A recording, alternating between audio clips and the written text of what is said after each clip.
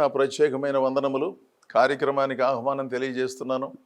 మీరందరూ బాగున్నారని నేను భావిస్తున్నాను. జీవితంలో కొన్ని ప్రతికూలతలు, అనుకూలతలు మీకైనా, నాకైనా, మరెవరికైనా సహజమే కదా. వాటిని తప్పించుకొని జీవించటం ఎవరికీ చేత కాదు. అయితే అలాంటి ప్రతికూలతల మధ్యలో, అనుకూలతల మధ్యలో ఏ విధంగా జీవించాలోననేదే యేసు ప్రభు బోధల ద్వారా మనందరం గ్రహించి మన బాధలలో నుంచి విడుదలను పొందాలి. అంతేగాని ప్రతిదానికి మనం ఇబ్బంది పడితే జీవితం మరింత కష్టమవుతుంది కదా. చాలా సందర్భాలలో మనం అనుకుంటాము కష్టాలలో బ్రతకటం చేతగాటం లేదండి అని. అది నిజమే. ఎందుకంటే మన చేతిలో డబ్బులు ఉండవు, సహకరించడానికి మనుషులు ఉండరు, ఎవరితో చెప్పుకోవాలో కొన్నిసార్లు తెలియదు. ఒకవేళ చెప్పుకోవాలన్నా అన్ని సంగతులు అందరితో చెప్పుకోలేం కదా. కుటుంబానికి, వ్యక్తికి కొంత పరువు ఉన్నది కదా. అలాంటప్పుడు మన బాధలను ఎలా పంచుకోవాలో తెలియని పరిస్థితులలో మనిషి ఎంతో కష్టాన్ని ఎదుర్కొనే మాట నిజం. అదే సమయంలోనండి సమృద్ధిలో కూడా మనిషి చాలా వింతగా ప్రవర్తిస్తూ ఉంటారు. అందరూ కాదు, కొంతమంది. దేవుడిచ్చిన ఆశీర్వాదాల వెలుగులో ఒదిగి ఉండటం చేత కాదు, ఒదిగి ఉండి మాట్లాడటం చేత కాదు. ఎంతసేపు తామెంత గొప్పవాళ్ళో చెప్పుకోవటానికి ప్రత్యక్షంగానో పరోక్షంగానో బహు ప్రయత్నం చేస్తూ ఉంటారు. సర్లేండి, వారికి ఉత్సాహంగా ఉంది కనుక అలా చెప్పాలని భావిస్తున్నారు. దానిని ఓ పెద్ద నేరంగా, ఘోరంగా ఎంచకపోయినా కొంతమంది ధోరణి కాస్త విడ్డూరంగాను, విచిత్రంగాను ఉంటుంది. అయితే జీవితంలో ఎదురయ్యే పరిస్థితులలో కాస్త సదవగాహనతో జీవించే పద్ధతులను మనం దేవుని మాటల ద్వారా నేర్చుకోవాలి. ఈరోజు కొన్ని లేఖనాలు మీకు చదివి వినిపిస్తాను. కీర్తనలు పుస్తకం 10వ కీర్తన 6వ చరణం. మేము కదల్చబడము, తరతరముల వరకు ఆపద చూడము అని వారు తమ హృదయములలో అనుకుందురు. ఇంకా చాలా సంగతులు ఉన్నాయి.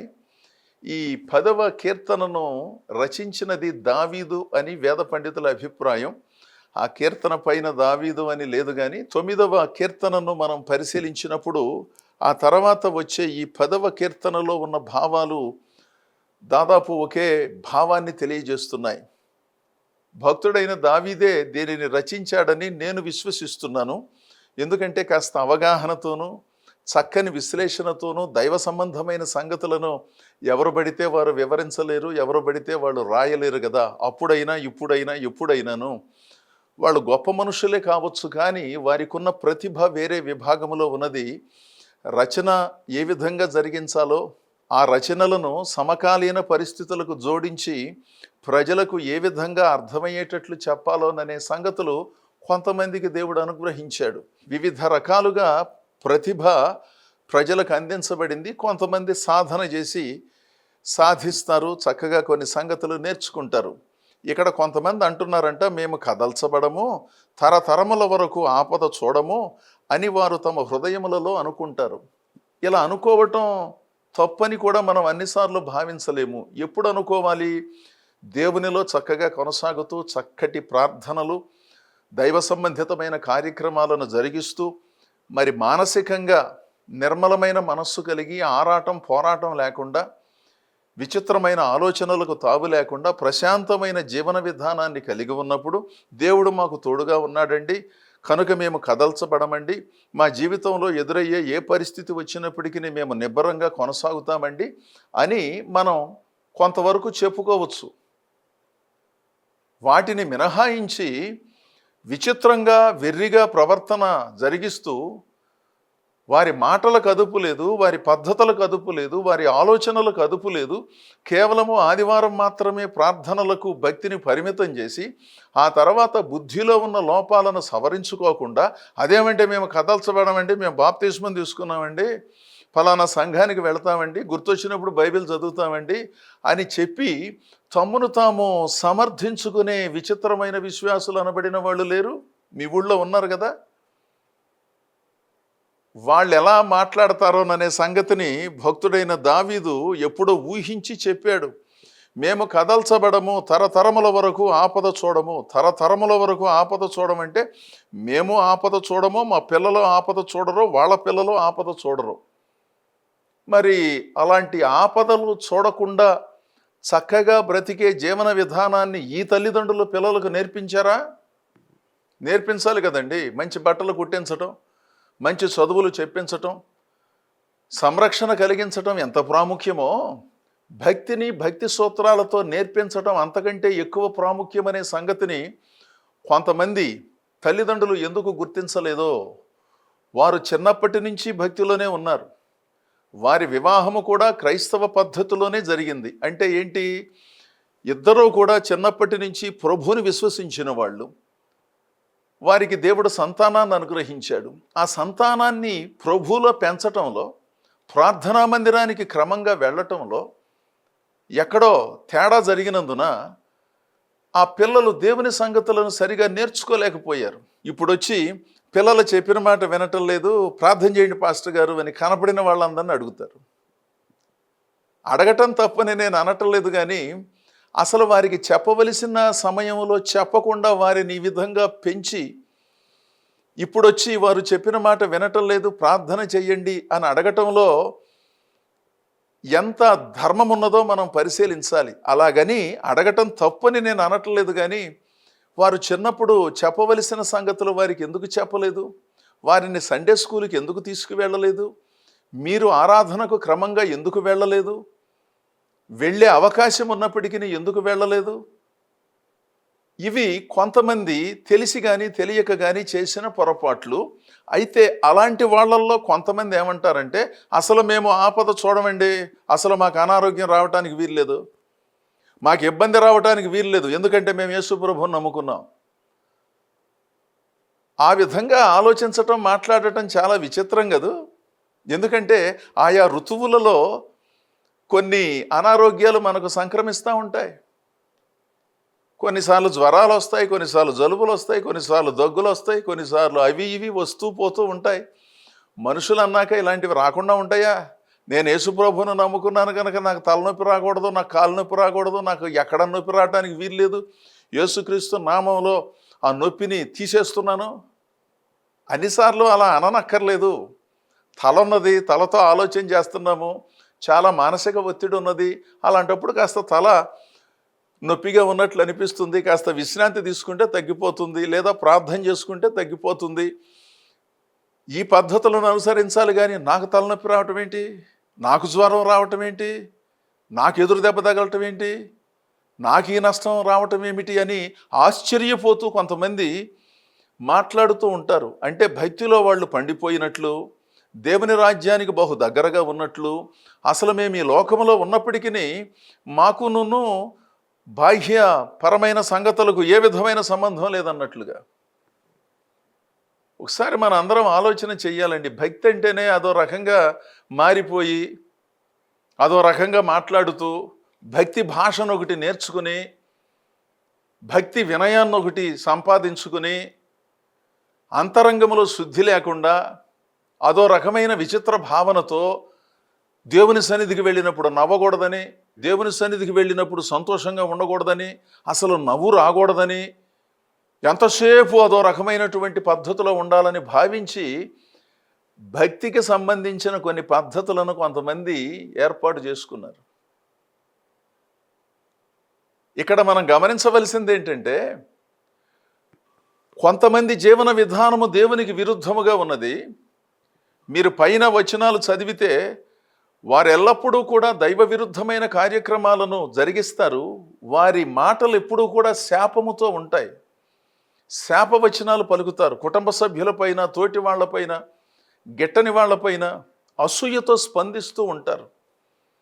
చాలా దుర్మార్గంగా వ్యవహరిస్తారు. మనుషుల ముందు ఎంతో చక్కగా మాట్లాడతారు, ప్రేమను వలకపోస్తారు, కానీ వాళ్ళ గురించి ఎంత దారుణంగా వాళ్ళ పిల్లల ముందు, కుటుంబ సభ్యుల ముందు మాట్లాడతారో. వాళ్ళు కూడా ఈ సంగతులే నేర్చుకుని చిన్నప్పుడే ముదిరిపోయి తల్లిదండ్రుల కంటే పెద్ద పెద్ద మాటలు వాళ్ళు మాట్లాడుతున్నారు. వాళ్ళని చెడగొట్టేసి, ఈ విధంగా వాళ్ళని చెడగొట్టి వాళ్ళ కోసం ప్రార్థన చేయండి, చెప్పిన మాట వినటం లేదు అని మరలా ప్రార్థన అభ్యర్థనలు చేస్తారు. ఆలోచించాలి. ఆలోచిస్తే ఆలోచనలు వస్తాయండి. దేనిని గురించి ఆలోచన చేస్తే ఆలోచనలు వస్తాయి. ఉద్యోగం గురించి ఆలోచన చేస్తే ఉద్యోగం ఎలా చేయాలో ఆలోచనలు వస్తాయి. వ్యాపారం గురించి ఆలోచన చేస్తే వ్యాపారం ఎలా చేయాలో ఆలోచనలు వస్తాయి. అంతేగాని ఏమీ ఆలోచించకుండా కూర్చుంటే ఆలోచనలు ఎలా వస్తాయి? అందుకని మీకు ఎప్పుడన్నా కాస్త ఖాళీ ఉన్నప్పుడే కూర్చుని ఆలోచించండి. ఏం చేయాలో తెలియట్లేదండి, ఎవరికి ఫోన్ చేద్దాం, ఎవరైనా ఫోన్ చేస్తే బాగుండు కదా, ఇవన్నీ మంచిదే. కానీ కాస్త ఖాళీ ఉన్నప్పుడు జీవితంలో అయిపోయిందేదో అయిపోయింది, నేను చాలా సంగతులు దైవ విరుద్ధంగా మాట్లాడాను, వ్యవహరించాను, అసలు పిల్లల దగ్గర కూడా మాట్లాడాను, వాళ్ళ దగ్గర వీళ్ళ దగ్గర నా ఆయాసాన్ని, ఆవేశాన్ని, అసూయను, ద్వేషాన్ని వ్యక్తం చేశాను. ఇక నుంచి వాటిని మానేయాలి.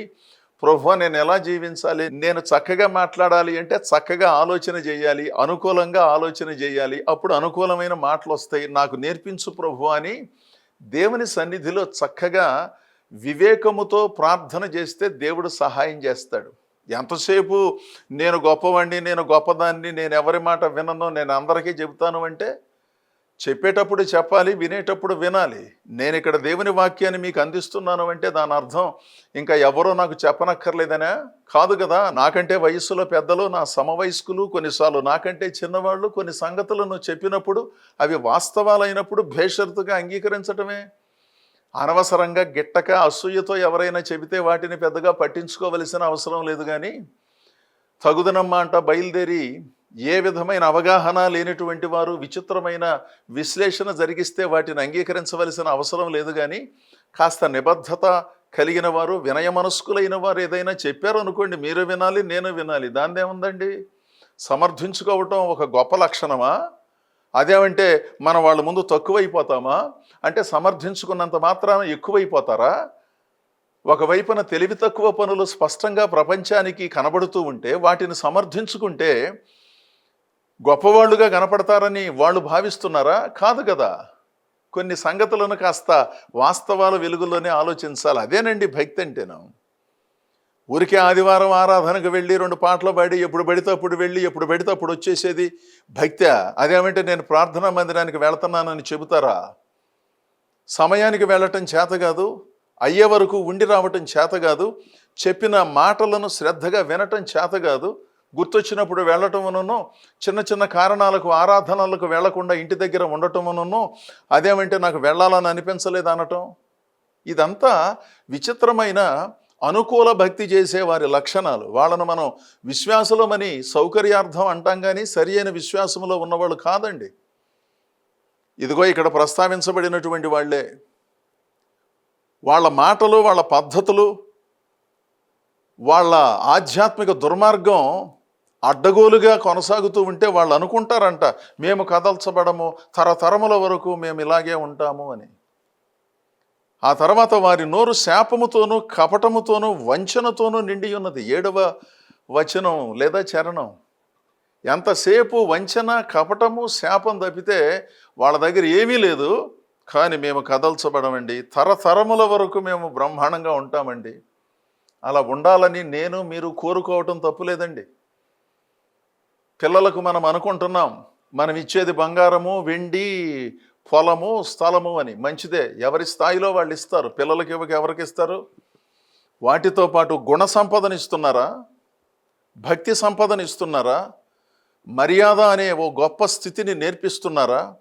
పెద్దలను గౌరవించటం, దైవదాసులను గౌరవించటం, దేశ నాయకులను గౌరవించటం, ఇరుగు పొరుగు వారి పట్ల మర్యాదగా వ్యవహరించటం, కాస్త ఓర్పుగా ఉండటం, సదవగాహనతో ఆలోచించటం, అనవసరమైన హెచ్చింపు లేకుండా ఒదిగి ఉండే తత్వము అనే గుణములను నేర్పించగలిగినటువంటి తల్లిదండ్రులు గుణ సంపదను ఇస్తున్నారు వాళ్ళకి.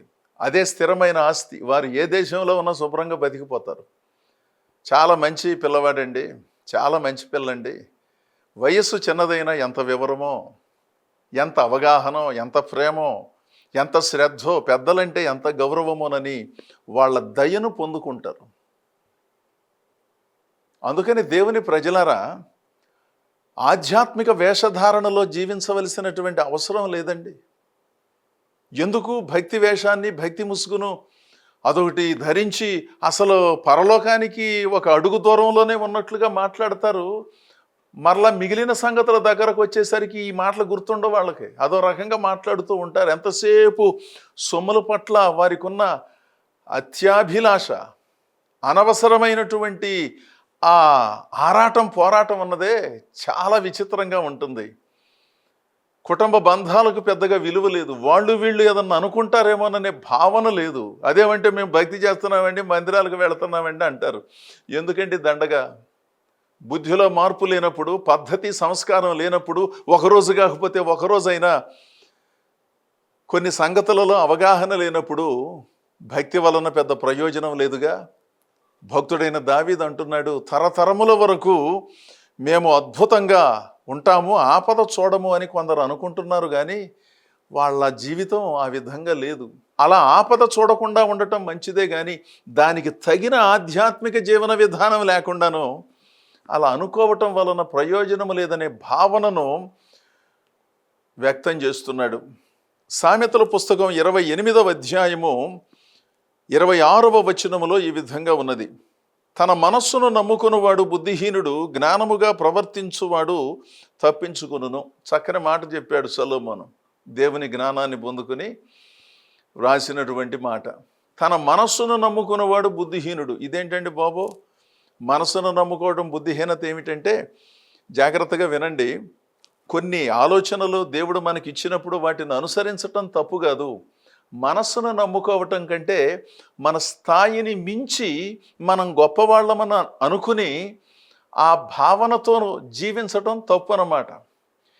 యేసుక్రీస్తు దేవుడై ఉండి మనలను విమోచించటానికి తనను తాను రిక్తునిగా చేసుకుని భూలోకానికి వచ్చి మనలో ఒకడిగా ఉండి తనను తాను తగ్గించుకుంటే దేవుని పేరుతో మనలను మనం హెచ్చించుకోవటానికి అవకాశం ఎక్కడుందండి? విశ్వాసులైనా సేవకులైనా ఎవరైనాను ఆ వినయ మనస్సు అనేది చాలా ప్రాముఖ్యం కదా. కొన్నిసార్లు కొన్ని సందర్భాలలో కొంతమంది గుర్తించకపోవచ్చు, గుర్తిస్తే బాగుండేది, కానీ ఎందుచేతనో వాళ్ళు ఆదమరిచారు, లేదా కొంతమంది కావాలనే పట్టించుకోలేదు. ఈ భక్తి కొంతమందికి గిట్టదు గనక వాళ్ళు చూచి చూడనట్లుగా ఉన్నారు. అప్పుడప్పుడు జరుగుతాయి, దాందేమున్నది? యేసుక్రీస్తు యొక్క ఆదర్శవంతమైన జీవన విధానం మనకు తెలుసు కదా. ఆ పద్ధతులను అనుసరించకుండాను అనవసరంగా మనలను మనం నమ్ముకుని మనం చాలా గొప్పవాళ్ళం, నేనంతా, నేనింత, నా ఆస్తి ఇంత, నేను ఎవరి దగ్గరికి వెళ్ళాల్సిన పని లేదు, ఎవరైనా మన దగ్గరికి రావాల్సిందే, ఇవన్నీ బలహీనమైన మాటలు. దేవుడు మీకు ఆస్తి ఇస్తే సంతోషమే, ఏముంది దానికి? మీ పిల్లలకు పంచడంతో పాటు దేవుని సేవలో కూడా విరివిగా ఖర్చు పెట్టండి. ఎక్కడ పెడితే అక్కడ కాకుండాను కాస్త నాణ్యమైన సేవలు, నాణ్యమైన ఉపదేశాలు చేసే దైవ సేవకులు ఉన్నారు మీ ప్రాంతాలలో. ఆ సేవలలో దేవుడు మీకు సొమ్ములు ఇచ్చినప్పుడు వాటిని ఖర్చు పెట్టండి. మందిరాలకు స్థలాలను కొనటంలో కానీ, మందిర నిర్మాణంలో కానీ, దైవ సేవకులకు సహకరించడంలో కానీ, సమావేశాలు జరిగినప్పుడు కానీ అందరితో పాటు మేమన్నట్లుగా కాకుండా మీ స్థాయిని బట్టి మీరు ఆర్థిక చేయూతనివ్వండి. దేవుని సేవలు జరుగుతాయి. ఎంతసేపు దేవుని ద్వారా ఆశీర్వాదాలు పొందుకోవటానికే ప్రార్థనలు చేయించుకోవటం మాత్రమే కాకుండా ఆ ఆశీర్వాదాలను కేవలము మన పిల్లలకు రూపాయి, పావల, 5 పైసలు కూడా వాళ్ళకే పంచాలనే భావన కాకుండాను, వాళ్ళు కూడా ఉన్నతమైన స్థితిలోనే ఉన్నారు, గొప్ప గొప్ప ఉద్యోగాలు చేస్తున్నారు, ఇవి ఇచ్చినా ఇవ్వకపోయినా పెద్ద లెక్కలో లేదన్నప్పుడు పరలోకంలో ధనాన్ని సమకూర్చుకోవటానికి కాస్త విశాలమైన హృదయంతో కొన్ని గుప్తదానాలు చెయ్యండి. అది దేవుని మనస్సుకు నిదర్శనం. అంతేగాని మన మనస్సును మనం నమ్ముకుని మనం గొప్పవాళ్ళం, మనం చాలా సాధించాం జీవితంలో, నేను కాబట్టి దీన్ని చేయగలిగాను, నేను కాబట్టి ఎంతవరకు కుటుంబాన్ని నడిపించుకోగలిగాను, మంచిదే, దేవుడు శక్తినిచ్చాడు, దాని విషయంలో గర్వపడనక్కర్లా, ఒదిగి ఉంటే 4 రోజులు ప్రశాంతంగా బ్రతకటం సాధ్యమవుతుంది. ఇవన్నీ ఆధ్యాత్మిక జీవన సూత్రాలండి. వీటన్నిటినీ మనం పట్టించుకోకుండాను ఎంతసేపు ప్రార్థన చేస్తున్నాను, ప్రార్థన చేయించుకుంటున్నాను, నాకు తోచినప్పుడు మందిరానికి వెళ్తున్నాను, లేకపోతే ఇంట్లోనే ఉంటున్నాను, ఇదంతా ఒక విచిత్రమైన భక్తి విన్యాసానికి నిదర్శనం కదా. వాటిని పెద్దగా గుర్తించాల్సిన అవసరం లేదు కదా. ఇంకొకటి చెబుతున్నాను, ఒకవేళ ఎవరైనా ఎప్పుడైనా ఈ సంగతులు మాట్లాడినప్పుడు వాళ్ళ జీవన విధానము, వాళ్ళ మాట ధోరణి, వాళ్ళ నిబద్ధతను బట్టి ఎంత భక్తి చేస్తున్నారో అర్థమవుతుందిగా.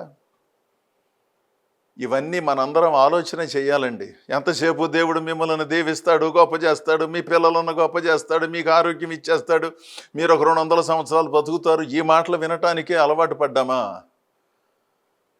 ఆత్మ సంబంధమైన సంగతులను పునరాలోచన చేసి పునరంకితం చేసుకుని దేవుని సన్నిధిలో మన జీవితాలను కొనసాగించటానికి కావలసిన ఆధ్యాత్మిక సూత్రాలనేమి పట్టించుకోమా? ఆ సంగతులు చెప్పేవాళ్ళను మనం ఏ విధంగానూ అనుసరించడానికి సాధ్యం కాదు కదా.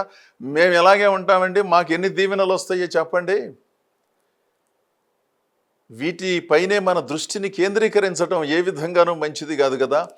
తన మనస్సును నమ్ముకున్నవాడు బుద్ధిహీనుడు, జ్ఞానముగా ప్రవర్తించువాడు తప్పించబడతాడు. జ్ఞానముగా ప్రవర్తించడం, జ్ఞానముగా కుటుంబ జీవితాన్ని జరిగించటం, జ్ఞానంగా ఉద్యోగం చేయటం, జ్ఞానంగా వ్యాపారం చేయటం, జ్ఞానంగా వాహనాన్ని నడపటం, జ్ఞానంగా మాట్లాడటం, ఇవన్నీ కూడా దేవుడు అనుగ్రహించే విలువైన సంగతులండి. అజ్ఞానంగా వ్యవహారం చేస్తూ ఆపదలు కొని తెచ్చుకొని నన్ను ఎవరో అర్థం చేసుకోవటం లేదని ఆరోపణలు చేస్తూ జీవితాన్ని కొనసాగించనక్కర్లా. జ్ఞానముగా ప్రవర్తించటం నేర్చుకోవాలి. అంతేగాని మాకు ఆపద రాదు, తరతరములు మేము శుభ్రంగా ఉంటాం, వీళ్ళు దేవునికి చేసేదేమిటి, వీళ్ళ పద్ధతులేమిటి, వీళ్ళ మాటలలో ఉన్న దోషాన్ని ఉపసంహరించుకోరు, వీళ్ళ దృష్టిలో ఉన్న దోషాన్ని ఉపసంహరించుకోరు, ఆధ్యాత్మిక క్రమాన్ని నేర్చుకోరు. కానీ మాకేదీ రాదండి, ఎందుకంటే మేము చిన్నప్పటి నుంచి ప్రార్థన చేస్తున్నాము. ఎలా ప్రార్థన చేశారండి చిన్నప్పటి నుంచి? ఏనాడైనా ఈ క్రీస్తు విలువలను ప్రజలు గుర్తించడానికి అవకాశాన్ని కల్పించిన ప్రవర్తన ఉన్నదా? మాట వరుసగా మాట్లాడుకోవటానికి తప్ప ఆత్మ సంబంధమైనటువంటి నిబద్ధతతో క్రమశిక్షణతో ఒకరోజు కాకపోతే ఒకరోజైనా దేవుని సేవించి దేవునికి ప్రాధాన్యతనిచ్చి వ్యవహరించిన సందర్భాలు ఎన్నున్నాయి? వాటిని కూడా పరిశీలించుకుంటే మరింత ఉన్నత ప్రగతిని ఆధ్యాత్మికంగా సాధించడం సాధ్యమవుతుంది కదా. అందుకని దేవుని ప్రజలారా, వాస్తవాలను మనం దృష్టిలో పెట్టుకుని మాట్లాడుకుందాం. దేవుని వాక్యము మనలను అద్భుతంగా సవరిస్తుంది. ఇవన్నీ సవరణ చేసుకున్నాం అనుకోండి, దీవెనలు వస్తాయి. నన్ను దీవించు దీవించు దీవించు అంటేనే దీవెనలు వస్తాయా? ఫలానా సంఘానికి వెళితే మనకు ఎక్కువ ఆశీర్వాదాలు వచ్చేస్తాయా? ఫలానా స్థలానికి వెళితే దేవుడు స్వస్థపరుస్తాడా? స్వస్థపరిచే మాట నిజమే, మనం చేయాల్సిందేమీ లేదా? ఒకవేళ ఏదైనా ఒక జబ్బు తగ్గాలి, శరీరంలో ఒక జబ్బు ప్రవేశించింది, వైద్యులు చెప్పారు ఉదయాన లేచి కాస్త నడవండి, వ్యాయామం చేయండి, ఓ పద్ధతిగా కొన్ని భోజన పదార్థాలు ఉపసంహరించుకోండి అని చెప్పారు. అవేమీ మానకుండాను, వ్యాయామం చేయకుండాను, నాకు స్వస్థత కావాలి అని కనబడిన వాళ్ళందరికీ చెప్పి ప్రార్థనలు చేయించుకుని స్వస్థత పొందుదాం అనుకోవటం ఒకసారి ఆలోచన చేయండి. ఒకవేళ వారు మంచం మీద నుంచి లేవలేరండి బాబు, అందుకని ప్రార్థన కోరారంటే దానికి ఒక అర్థం ఉంది. వాటిని మినహాయించి మనం మాట్లాడుకుంటే, మనం చేయవలసిన దానిని మనం చేస్తే తరతరములు దేవుడు ఆపద రాకుండా మనలను మన కుటుంబాలను కాపాడుతాడు.